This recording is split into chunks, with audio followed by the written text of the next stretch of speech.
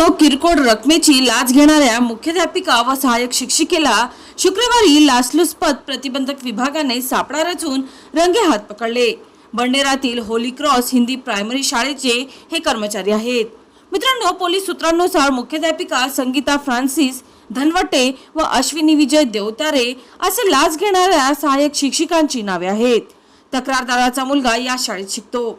शाळेला शासनाकडून 100% अनुदान मिळत असतानाही वार्षिक शैक्षणिक शुल्क 1550 रुपये आकारले जाते. त्यापैकी 800 रुपये यापूर्वी तक्रारदाराने दिले. उर्वरित 750 रुपयांसाठी वर्ग शिक्षिका असलेली सहाय्यक शिक्षिका व मुख्याध्यापिका वारंवार मागणी करत असल्याची लेखी तक्रार देण्यात आली होती.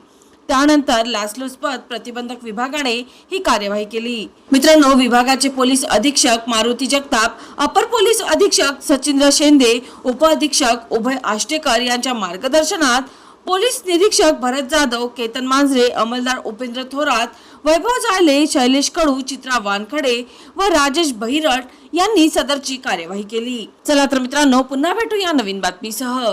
तोपर्यंत पाहत रहा अमरावती सिटी न्यूज.